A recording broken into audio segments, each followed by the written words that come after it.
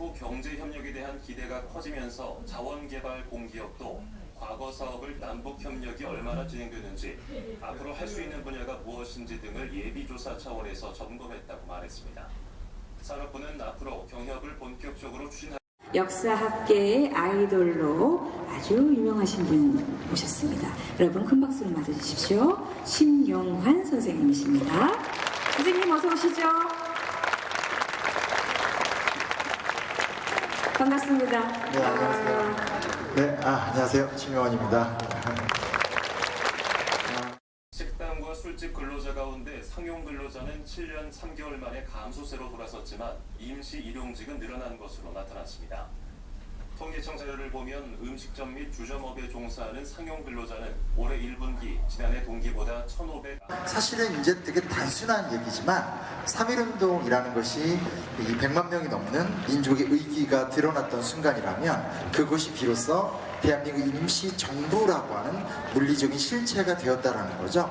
그리고 이게 이 국내에 있었던 식민지 백성들만의 힘이 아니라 만주라든지 연해주, 그리고 뭐 하와이나 미주 같은 곳곳의 세계에서 뻗어나갔었던 어떤 그런 수많은 민족들의 염원이 하나의 어떤 힘으로 결집되었기 때문에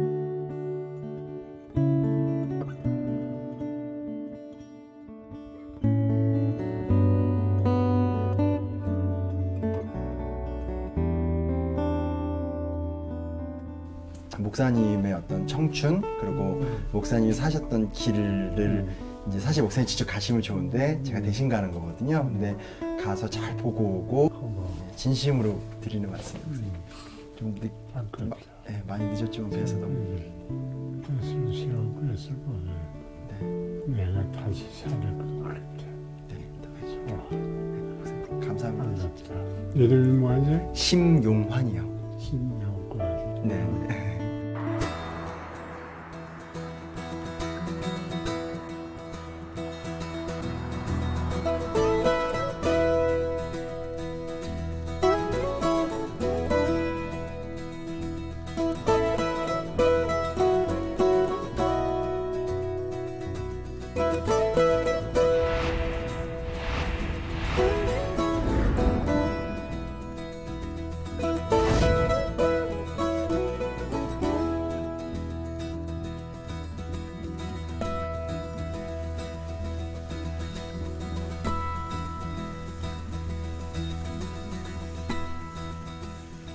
창고를 중심으로 한 평신도들과 전상덕 같은 목사님들 중심으로 해서 선교사주의를 깨고 나오면서 사실은 그 다음으로 이런 시민회나 만주 비장투쟁 일부 역사를 공부하는 사람으로서 강연할 때마다 늘 조심스러워요. 아무리 나름대로 자료를 찾고 연구를 해도 언제 또 새로운 사실들이 밝혀질지 모르거든요. 아까도 말씀드렸듯이 10대 때는 찬양으로 아마 신앙생활을 했던 것 같아요. 그래서 질문 있으신 분 뭐 있으면 저한테 손 좀 들어주시면 제가 성심성의 그 답변해드리겠습니다. 네. 네, 그 일제 시대 때 한국 기독교인들이 독립을 위해 한 것은 무엇이나요? 그게 이제 아마 중요한 고민거리. 그러니까 일제 시대 때 기독교인들이 한 게 많죠.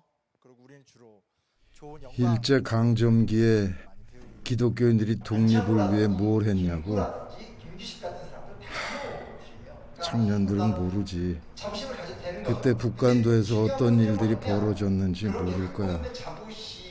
사회는 중세 사회에서 근대 사회로 넘어가는데 그 정신적인 뒷받침되는 게 없었는데 그때 기독교가 들어오면서 서양 문화와 함께 들어오고 서양 문화의 그 참 열매라 할 수 있는 부국강병 이런 것이 오니까 기독교를 통해서 부국강병을 하는 것이 가능하겠다 하는 이런 일반적인 그 생각들이 좀 있었고요. 만인은 죄인이고 하나님 앞에 동등하다고 하는 기독교의 원리에 따라서 그걸 믿는 것이 좋겠다 하고 사실 목숨을 내놓고 기독교를 수용한 구한말 이후에 그 사회적 상황이 이대로 둬서는 안 되겠다고 하는 문제의식을 가진 분들이 기독교를 처음 수용했고 그분들에 의해서 당시에 우리의 한국 사회가 안고 있는 그런 그 봉건성, 그다음에 외세성 이런 걸 극복하고 또 이제 그런 그 문명 개화한 새로운 신사회를 만들겠다고 하는 생각을 갖고 예수를 믿었어요. 그렇다면 19세기 말 왜 많은 사람들이 북간도에 이주하게 된 걸까요? 청일전쟁의 결과 속에서 청이라는 세력이 쇠퇴하고 일본과 러시아라는 새로운 세력이 충돌하는 가운데서 그럼 이제 우리는 어떡하지? 되게 전쟁하면 승자가 있고 패자가 있다고 생각을 하는데 그렇지 않죠. 전쟁하면 승자가 있고 패자가 있고 헐벗은 자가 남는. 헐벗은 자. 그렇죠. 근데 우리 땅에 와서 지들끼리 싸우면 헐벗은 자는 우리 땅에서 남는 거지 뭐. 그렇죠. 그래서 결국은 헐벗은 사람들은 여기서 그냥 이렇게 죽는 거냐? 아니면 모험을 걸고 한번 지금 예멘 난민들처럼 한번 뭔가 한번 바다에 몸을 던져서 가느냐? 아니면 먼 길을 떠나 보는 거냐? 야, 그게 딱 선택을 해야 되는 거예요. 그러네. 그렇죠. 우리도 그때 많이 아마.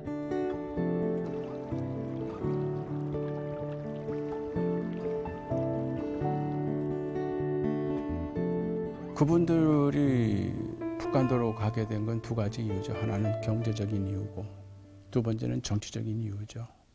너무 살기가 어려우니까. 초창기에는 주로 경제적인 이유가 많았죠. 근데 그 경제적인 빈곤의 원인이 뭐냐면 정치적인 배경이거든요. 일제의 끊임없는 침략. 그렇기 때문에 경제 문제가 아니라 정치 문제라는 걸 이분들이 깨닫는 거죠. 그렇게 해서 그럼 정치 문제를 이걸 어떻게 풀어나갈 건가. 황무지를 개간하면서 살아가는 그 과정 속에서 경제적인 빈곤 문제가 결국 정치적인 억압의 바탕이 되고 있었다. 이걸 깨닫는 거죠. 북간도에는 모든 것이 있었지. 배울 학교도 농사지을 땅도 모든 나누는 이웃도 그리고 우리가 믿는 하느님도 계셨다네. 없는 것은 단 하나, 나라뿐이었지. 만약 그때로 돌아갈 수 있다면 모두 보여주고 싶어. 북간도의 역사는 자네가 학교에서 배웠던 역사와는 달라. 다른 곳에선 100년 동안 일어날 일들이 우리 북간도에서는 겨우 10년 동안에 다 일어났어. 한시도 그냥 흘러가게 내버려 두지 않았어. 전율이 느껴졌어요. 저도 기독교인이고 역사를 잘한다고 자부했는데 내 귀로 직접 듣고 내 눈으로 직접 보고 싶어요. 이제 나밖에 남지 않았어. 어렴풋한 기억이라도 남은 사람은 말이야. 우리 고향 북간도의 일들은 절대 잊혀져서는 안 되네. 부디 자네가 날 좀 도와줬으면 좋겠어. 자네였군. 그래, 올 줄 알았어. 오늘은 기운이 더 나네. 몇 마디 더 할 수 있겠어. 내가 7살 때 목사가 되려고 결정했거든. 7살에요? 나 가서 뭐가 될래? 몰랐거든. 그러니까 내 머리에 떨어져서 김비하게 목사래. 목사가 어떤 일 하는 것인지. 저는 김비하게 목사는 목사인 동시에 교사요. 일대 한국인의 지도자거든. 네네. 목사가 되겠다는 것은 민족을 위해서 그렇게 살고 싶다는 말하고 같을 거야. 네. 이렇게 생명을 이어가는 거야. 네.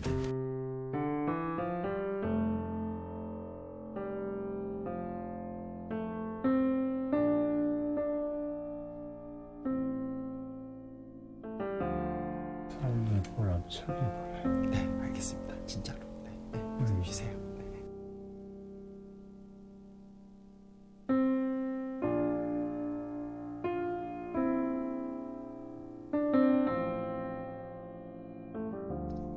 사실 북간도가 정확히 어딘지 몰랐어요. 그런데 와보니 정말 넓어요. 땅끝이 다 보이네요. 사실 이곳은 우리 역사의 땅이었지. 밭을 갈다 보면 고구려 때 기와 조각이 나오기도 했다니까. 저 아래 좀 봐봐. 우리의 산하와 다를 바 없지 않아? 난 이 땅에서 태어났어. 여기가 내 고향이지.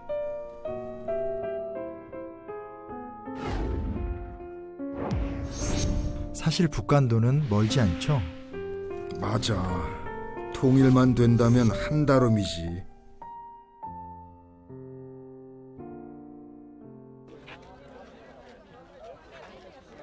새벽 시장에 왔는데 진짜 한국 같아요. 시장 풍경도 전혀 낯설지가 않고요. 사람들도 그대로야. 그런데 혹시 자네 핑거리, 그러니까 사과 배라고 아나?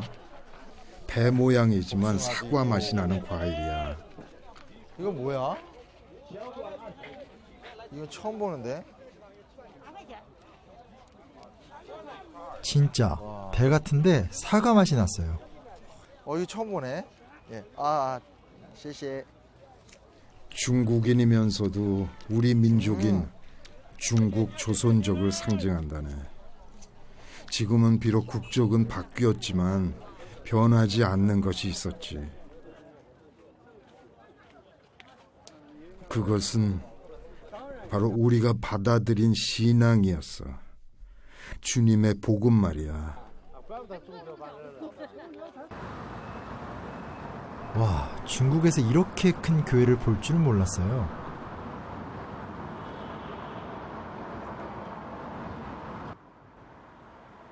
바로 이 거리에도 교회가 있었어. 무려 100년도 더 전에 말이야. 하지만 다른 것들은 너무 변했지. 북간도가 이렇게 변하리라고는 상상이라도 했겠나. 내 고향이라고 하기에는 이제 남은 것이 거의 없어. 부탁일세. 자네의 기억에라도 북간도의 모습을 남겨주게. 모두 사라지기 전에. 아니, 저 불꽃처럼 내가 사라지기 전에 말이야.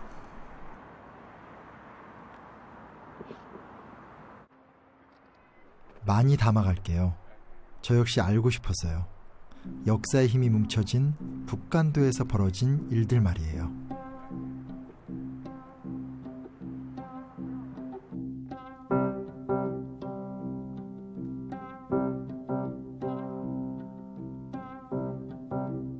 아, 저기가 바로 선바위군요.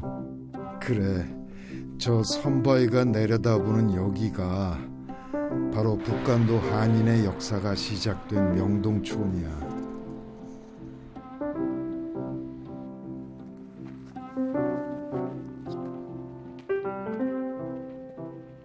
우리 문씨 집안을 비롯해서 김학연 목사님 가문, 그리고 우리 외갓집인 김해 김씨 김학교 선생 가문, 그리고 남씨 가문이 먼저 이곳에 왔지. 그리고 나중에 윤동주 시인의 가문 사람들이 이곳에 왔다네. 우리 아버지 문재린 목사 말씀으로는 600만 평 정도 되는 넓은 땅을 사서 들어왔대. 지금으로 따지면 이 분당 신도시 정도 되는 크기니까 엄청난 넓이였지. 이 땅에 도착한 5 가문은 각자 땅을 나누어 마을을 이루고 살았어.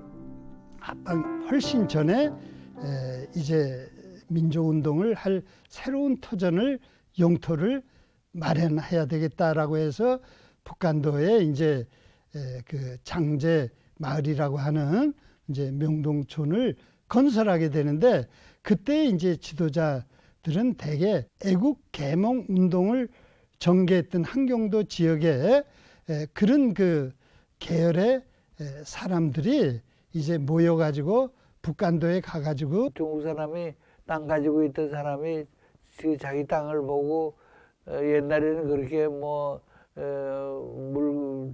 물건이 많이 나오지 않았는데 지금은 뭐 많이 나와가지고 팔아서 돈도 벌고 이제 그런 거를 봐가지고 이제 질투를 하기 시작하고 어떤 때는 중국 사람들하고 일본 사람들하고 둘이 같이 해서 이제 한국 사람들이 억압하는 그런 것도 있고 어떤 때는 일본 사람들한테 그 억압하는 거 하라고 그러고 중국 사람들이 얘기해 주는 그런 경우도 그런 거를 막는 사람이 그냥 나서서 막는 사람이 김영애 목사야.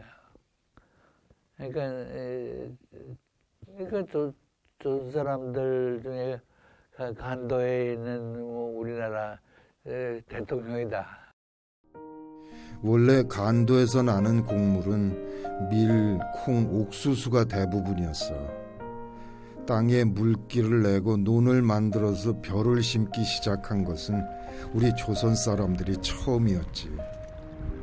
남녀노소 가리지 않고 모두 물기를 만들고 돌밭을 갈아 논을 만들었지. 쌀이 생명줄인 우리 민족에게는 당연한 일이었어. 진짜 우리 땅이 됐다는 얘기기도 하고. 이 너른 땅에서 그냥 농사만 지어도 잘 먹고 잘 살 수 있었다네. 하지만 우리에겐 먹고 사는 것만이 중요한 문제는 아니었어. 농사를 짓더라도 학전, 경전, 군전, 수시로 딱 나눠가지고 거기서 나오는 소득을 자기랑 먹고 사는 거 3분의 1, 애들 가르치는 거 3분의 1, 독립운동 후원하는 거 3분의 1. 이처럼 철저하게. 그러니까 마을을 조성할 때부터 목적이 그거예요. 후손들을 위해 김학연 선생은 규암제를 세우고 아이들을 가르치셨지. 선생은 맹자를 10,000번이나 읽은 유학자셨어. 그러니 교육도 당연히 유학 중심일 수밖에. 유학을 통한 이제 교육 운동을 거기서 전개했는데 그런데 그거 가지고는 근대 교육을 하지 못한다. 말하자면 세상은 변하고 일제가 우리를 지배하는 것은 근대 과학과 새로운 시대의 기술을 가지고 침략을 해오는데 우리가 전통적인 유학을 가지고 되지 않는다. 여기는 서울에 있는 상동교회 아닌가요? 갑자기 여긴 왜? 상동교회의 역사는 우리나라 기독교 역사이자 동시에 우리 독립운동사와 다름없다네. 저기 상동교회 청년의 명단을 좀 봐봐. 와, 저 명단만 봐도 이건 정말 어벤져스가 따로 없네요. 혹시 그렇다면? 맞아. 북간도의 기독교 역사는 여기서 시작됐지. 특히 북간도 지역을 개척했던 분들 가운데 초창기 분들이 상동교회의 전덕기 목사님의 영향을 받은 분들이 많거든요. 전덕기 목사의 지론은 그거예요. 하나님을 잘 섬기는 것은 백성들을 잘 섬기는 거다. 나라가 잘 돼야 그게 바로 기독교 올바른 신앙이에요. 혹시 이분들을 아나? 1907년 네덜란드 헤이그 만국평화회의에 고종이 보낸 밀사들이야. 이주는 그때 상동 청년의 회장이었고 이상솔도 북간도에 머물고 있었지. 이상솔은 용종에 서전서숙이라는 학교를 세웠어. 서전서숙은 북간도에 세워진 한국 최초의 근대식 교육기관이었어. 서전서숙을 시작으로 드디어 북간도에도 신학문이 보급된 거야.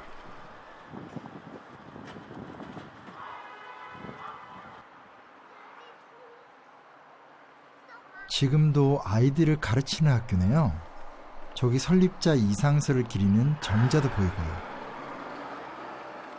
하지만 헤이그 밀사 사건 이후 이상설이 돌아오지 못하자 서전서숙은 문을 닫았죠.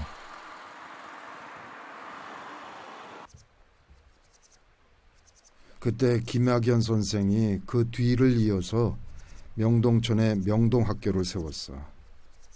곳곳에서 학생들이 몰려들었지.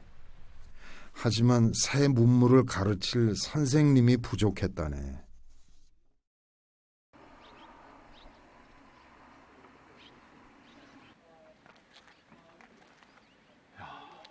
그때 나타난 분이 바로 상동 청년회 출신 이동휘 선생이야.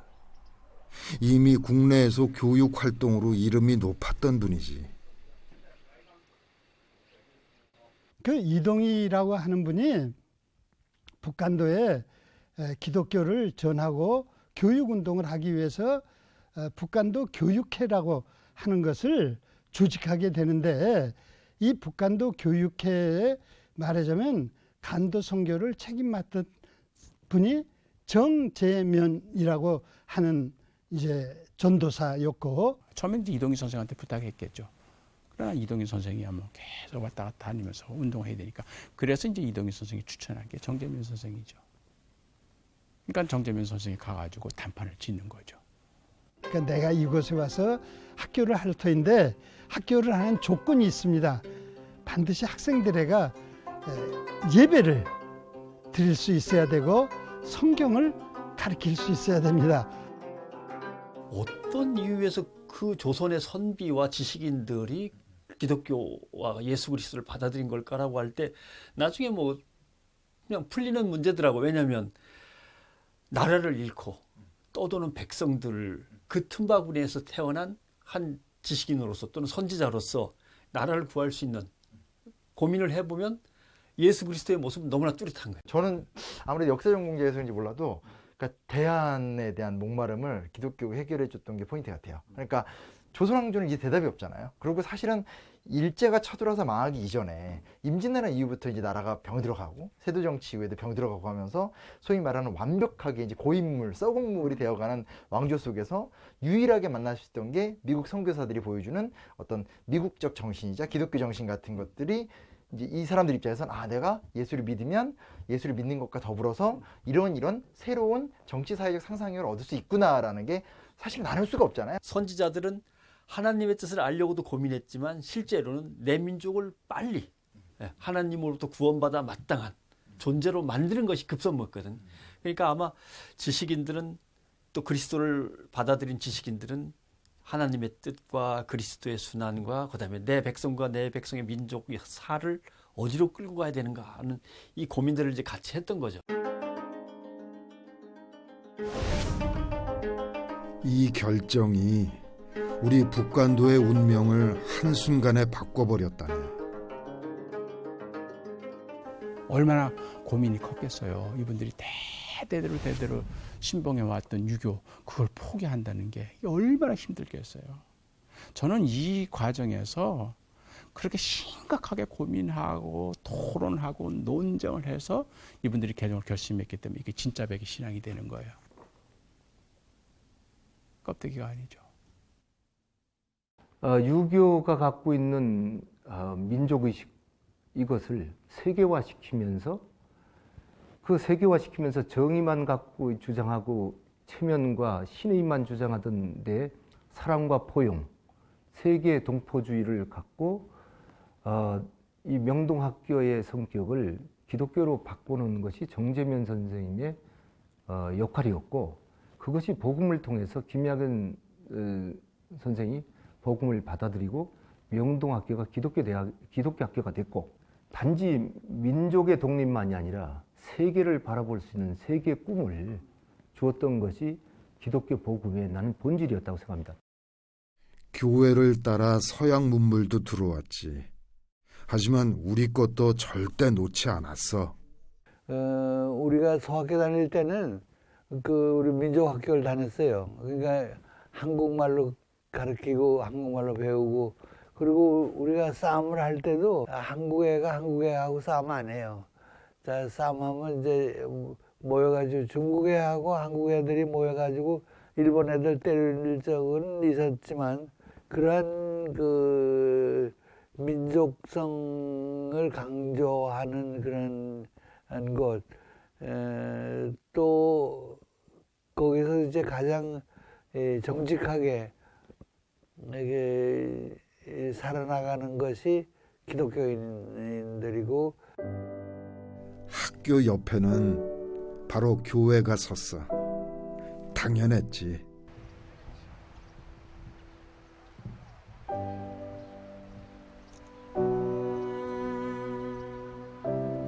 이 사진을 보면 새로운 학문과 사상이 절실했다는 생각이 들어요. 바로 목표를 위해서 말이죠. 조국의 독립말이에요. 새벽 2시면은 온 공동체가 다 깨어서 새벽 기도를 준비하고 우리가 성경에 나오는 신명기 28장이나 거기에 보면 하나님의 백성인 우리 민족에게 해방을 준다고 하는 그런 놀라운 복음의 사상이 구약에도 있고 신약에도 있고 그러기 때문에 이제 기독교를 통한 하나의 민족 운동이 북간도를 통해서 전파되었다. 이게 굉장히 중요한 북간도 기독교의 핵심이라고 저는 생각을 합니다.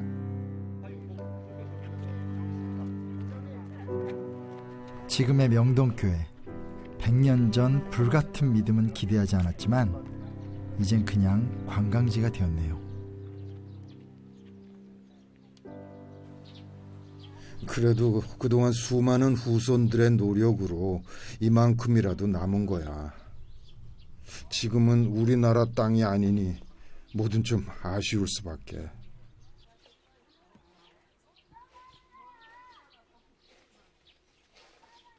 안에 들어가 보고 싶은데 입구도 막아버리고 너무 아쉬워요.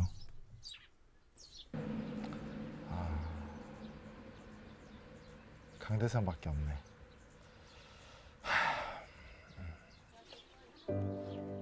그때 교회가 서고 나서 부흥회가 많이 열렸었지. 북간도 전역에서 사람들이 몰려들었다고 그래. 특히 이동희 선생이 올 때면 말이야, 들어오지 못한 사람들 때문에 창문도 모두 열어뒀다고 들었어. 우리가 내 땅을 버리고 여기 왜 왔냐 말입니까? 단지 먹고 살려 여기 왔습니까? 아닙니다. 자리를 잡으면 교회를 세우고 교회를 세우면 학교를 세워야 합니다. 그렇게 3,000개의 교회와 3,000개 학교가 세워지면 조선의 독립이 이루어질 것입니다. 정말 이동희 선생 말처럼 되기 시작했어. 북간도 곳곳에 기독교 마을이 생겨났지. 자리를 잡은 사람들은 바로 교회를 짓고 또 학교를 지었다고. 그 골짜기에 가보시면 진짜 골짜기잖아요. 그 골짜기에 황무지를 사가지고 성을 쌓잖아요. 토성을. 그리고 거기서 말하는 기독교 이상촌을 만드는 거예요. 고국을 고향을 떠나서 북간도에 갈 때부터 이미 그런 신앙적인 목표가 있었던 거죠. 우리는 단지 먹고 살 수가 없어서 그리로 피난 가는 거다 하는 게 아니에요.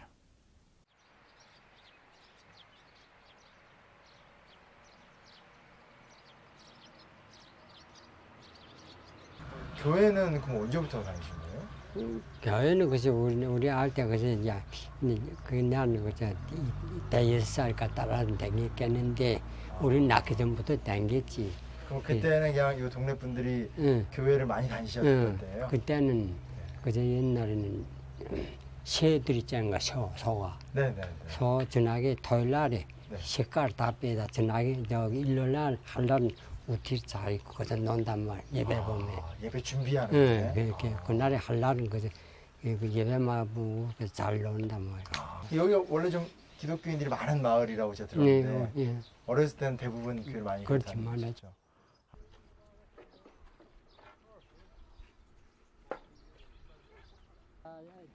우리 그전에 합했는데 네네네. 가가다 진 저 양로원 여기 올라가겠다. 그래서 아랫집을 줬지. 어르신 교회 터는 그럼 어디예요? 요 전주 때 그저 한 서너 미터 더 들어가게 한지. 아 전봇 때 좀 뒤에. 응. 그래갖고 이거는 어느 마에 나오는지 뭐 이거 그 다음엔 다 앞이. 근데 교회도 진짜 규모는 작은 규모는 아니네요. 그렇지. 그때는 사람 많으니까.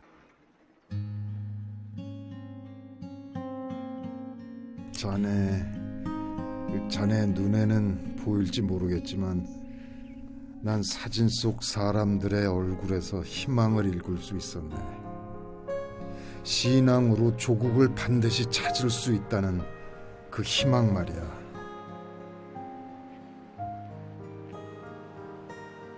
시간은 강물처럼 유유히 흐르지만 역사는 아닌가 봐요. 맘먹은 대로 흘러가지도 않고. 맞아. 어른들은 그때 적어도 북관도에서는 일본이 물러갈 줄 알았대. 그만큼 우리들의 열망이 컸다는 말이겠지. 하지만 현실은 그리 녹록지 않았네. 일본은 이미 조선을 완전히 삼킬 준비를 모두 마친 거지.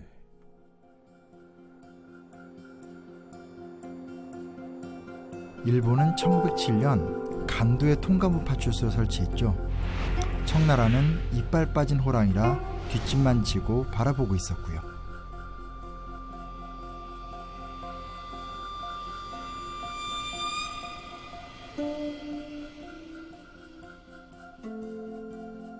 (1909년에는) 아예 일본 영사관을 세워버렸잖아요. 사실 자국민 보호가 아니라 조선의 독립운동가들을 탄압하기 위해 설치했다고 봐야 하지 않겠어요? 그렇다고 우리가 움츠러들 사람들이 아니지. 위기는 더 큰 기회를 만들어주는 거 아니겠나? 그냥 평범한 마을이잖아요. 여기 뭐가 있나요? 이 집을 잘 살펴봐봐. 뭔가 엄청난 것이 숨어 있다네.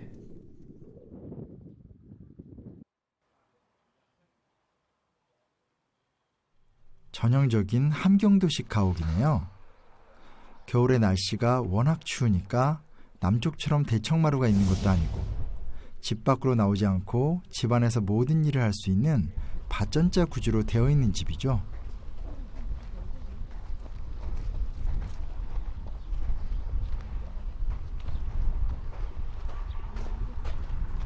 원래 함경도에서 살던 집을 그대로 옮겨온 거지. 집에 사는 사람도 그대로고 생활 방식도 그대로인데 어찌 집 모양이 달라질 수 있겠나. 그런데 말이야, 자네 저 처마 끝을 자세히 좀 보라고.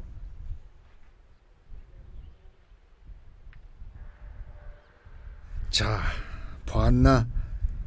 이게 북간도 기독교인들의 배짱이야. 일본 헌병들이 득실되는 곳에서 이런 걸 내걸었다니까. 그러니까 진짜 이 험한 땅에 와서 이 땅을 읽으면서 우리는 정말 태극기를 통해서 한민족의 정체성을 드러내고 있고, 그리고 그 옆에다가 이렇게 십자가가 되면서 우리가 한민족의 정체성 위해서 이렇게 신앙을 받아들였다라는 그 두 가지 마음이 세계 이렇게 만들어서 기와를 구워서 이 당당하게 건물 위에다 이렇게 매일매일 걸어놓고 만들어 놨다는 것 자체가 너무 마음이 애절하고.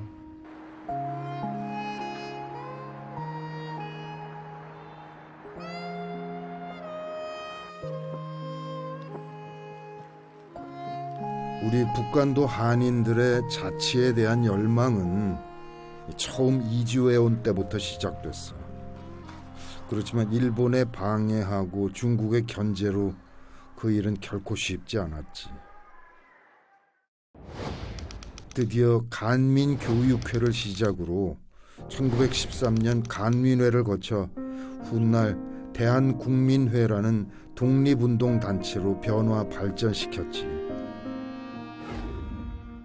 그 중에서 특히 우리 기독교인들이 그 중심에 있었어.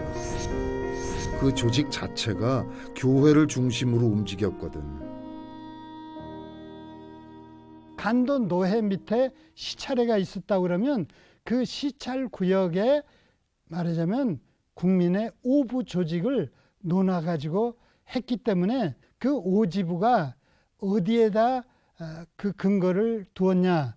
그러면 지부사령부를 딴 어떤 그 건물이나 집을 지어가지고 거기다 뒀냐?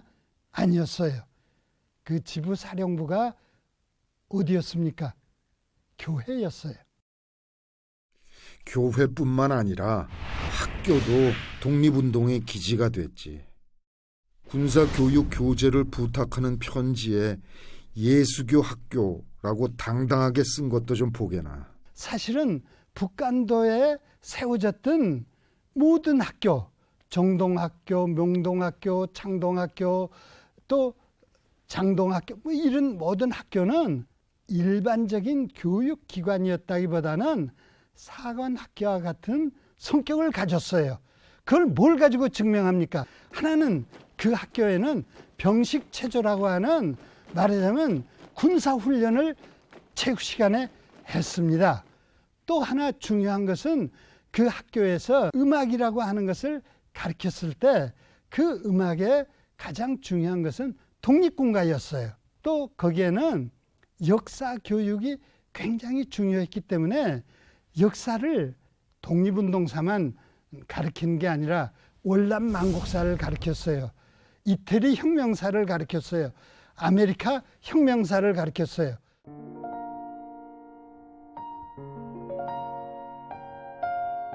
명동촌이 기독교를 받아들인 것은 자녀들을 제대로 가르쳐 빼앗긴 조국을 다시 찾겠다는 의지가 있었기 때문이야.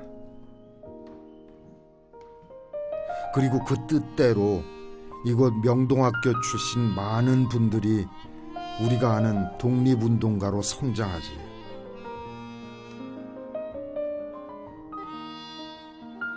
기독교와 함께 새로운 교육이 시작되고 뒤를 이어서 서양 문물도 전해졌어.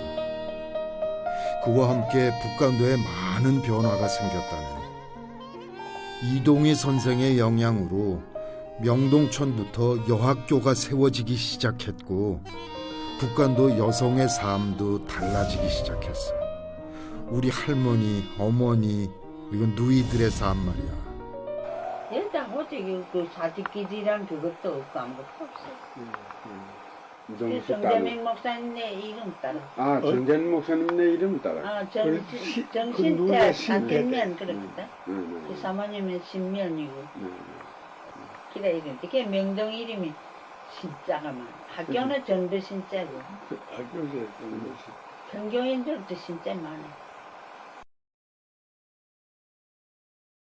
용종의 외국 선교사들까지 들어오면서 선교사들이 살고 있던 조계지는 마치 서구의 도시 같았네. 이 조계지들을 보면 마치 이제 유럽 같은 모양을 띠고 있고, 그러다 보니까 유럽의 작은 식민지 같은 느낌들도 많이 나게 되죠.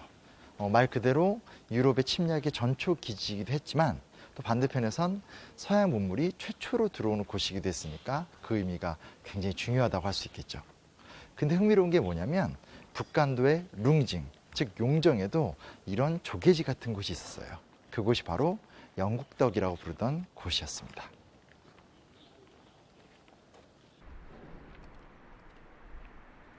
영국덕이에는 지금 남아있는 것이 거의 없지. 그 뒷산을 보고 영국댁이라고 그랬는데 옛날에 그 이름이 영국댁이라고 영국 언덕이다 이런 해서 거기 집 개화집들이 좋은 집들이 뭐 한 대여섯 개 있었나 그래요. 거기에 선교사들이 와서 살았어요.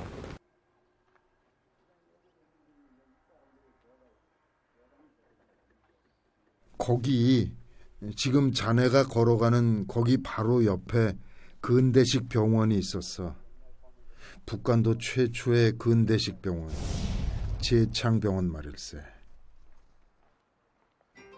부상당한 독립운동가들도 여기서는 안심하고 치료를 받을 수 있었다네. 캐나다 조계지라 일본 군인들이 들어올 수 없었거든. 이 영국덕이는 모두 김학연 선생으로부터 시작됐다네. 북간도 조선 백성 200여만 명 중 교회는 40여 개, 교인은 1,600명입니다.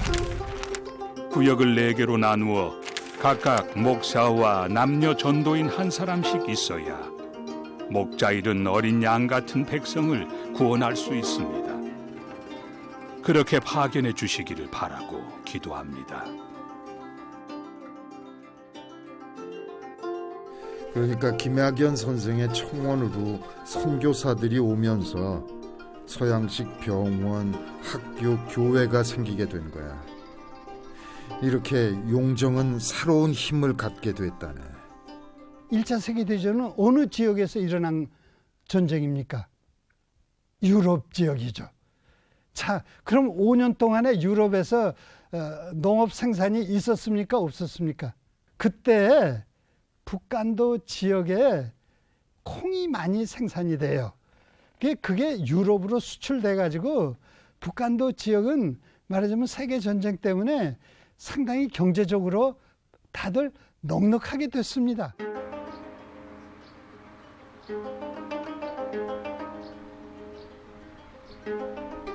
경제적, 정신적 에너지가 충만해진 때 새로운 생명들이 태어난 거군요. 그야말로 진짜 북간도의 후예들 말이죠. 그렇지. 우리 형 문익환 목사도, 형 친구인 윤동주 시인도, 그리고 쑥스럽지만 나도 그렇지. 이 땅에 정착하고 아이들을 가르치고 예수를 받아들이고 독립을 준비하는 가운데 귀하게 쓰임받으라고 하나님이 주신 생명인 거야.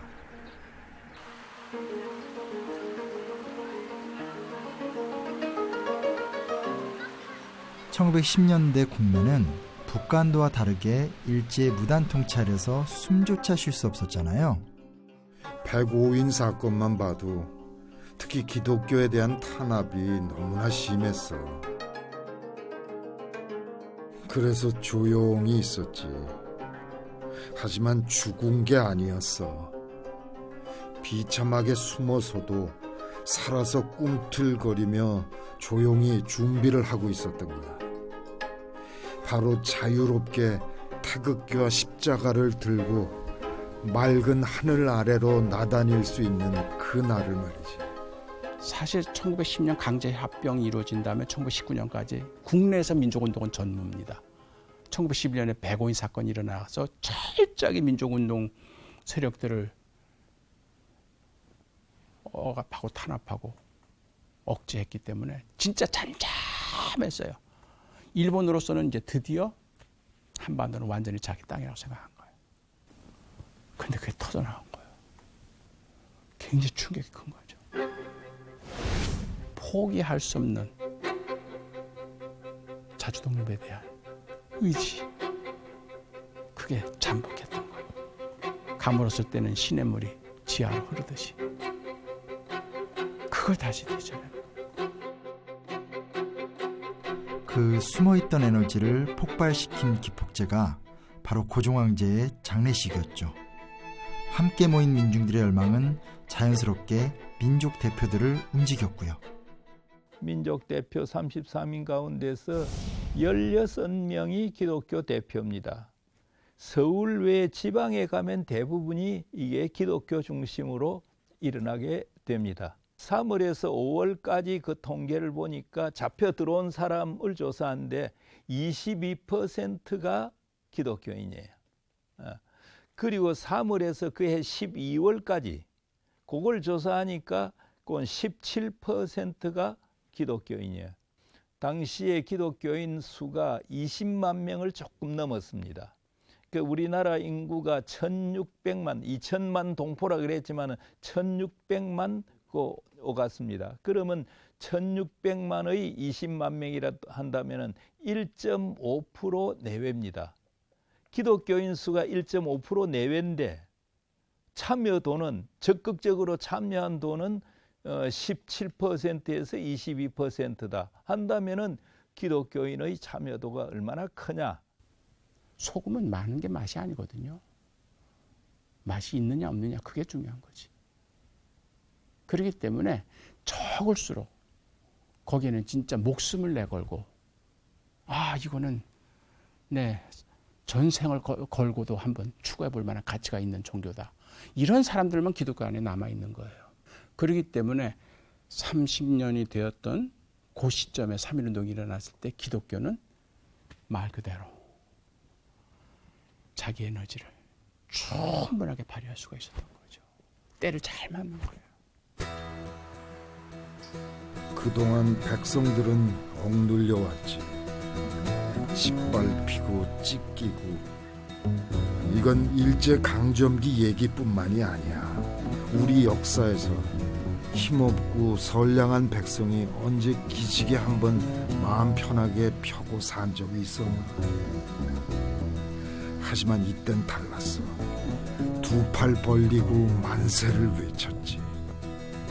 높은 분들 만수무강하시라는 만세가 아니라 나를 위한, 바로 스스로의 권리를 찾겠다는 만세였어. 드디어 자각의 시대가 온 거야.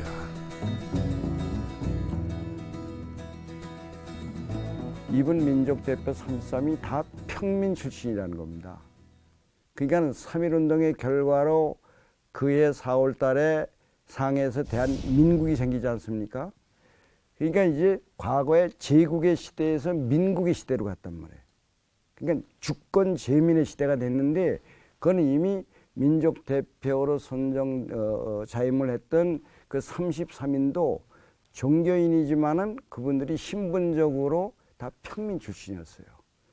그리고 그때 그 3.1 만세 운동이 이제 3월 1일부터 시작해서 그해 6월까지 전굴이 일어나고 뭐 그것이 여세가 그해 말까지 가지만은 여기에 골개한 분들은 나라가 없을 때 민의 중심이 돼서 일어난 거란 말이에요. 이 점이 좀 강조됐으면 좋겠어요. 국권도 상실하고 주권도 빼앗기고 그런 상황에서 지도층은 다 참 은사금 받고 은치금 받고 이렇게 갔는데 일반 평민 출신들이 나라의 이런 국권을 찾기 위해서 스스로 봉기했다. 그러니까 민의 중심이 된 3.1운동. 또 말하자면 제국의 시대에서 민국의 시대로 갔기 때문에 이거는 일종의 혁명이다. 백성이 깨어나자 나라도 깨어났어. 그동안 죽어있던 나라에 피가 돌기 시작한 거야. 바로 너른 광야로 뛰어나갈 수는 없어도 역사 앞으로 한 발짝 내디딜 힘이 모이게 됐다고. 그 종이 하나 냈다고 해가지고 독립시켜줄 것 같냐? 그 시기상도다. 어리석다. 내노로 하는 기독교 지도자들이 그랬대요. 나도 이런 줄을 안다. 나도. 그러나 미랄 하나가 떨어져 땅에 떨어져 죽으면 30배, 60배, 100배 결실을 맺고 지가 살려고 하면 그냥 하나가 끝나는 거야. 나는 지금 여기 도장 찍고 겨우 감옥에 들어갈 터인데 독립을 거두러 들어가는 게 아니다. 독립을 힘으로 들어간다. 그래서 위대한 거예요. 그래서 우리가 3.1운동을 거룩한 운동이라는 거예요. 심는 거가 필요한 거죠. 다른 사람 다 거두려고 하는 기쁨만 누리려고 그러거든요. 심는 자의 눈물은 몰라요. 누군가 심는 아픔과 외로움이 있으면 훗날 그걸 거두는 기쁨을 누리는 거죠. 그래서 미래를 위해서 자기를 희생한 거죠. 3.1운동이 거기서 끝나지 않습니다. 3.1운동은 그 다음에 적어도 1년 이상을, 그러니까 한 민족이 존재했던 곳에서는 해외 지역이나 국내 지역이나 모든 곳에서 다 3.1운동이 전개됐고, 뜨거운 사랑아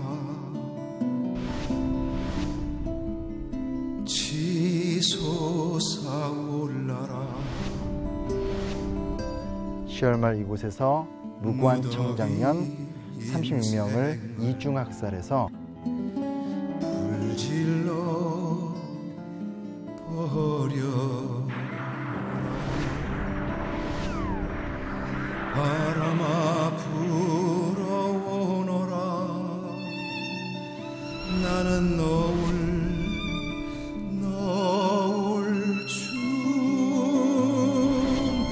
춤추리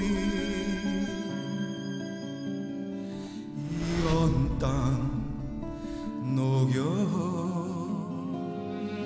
녹여내면서 이 역사가 우리를 만들어서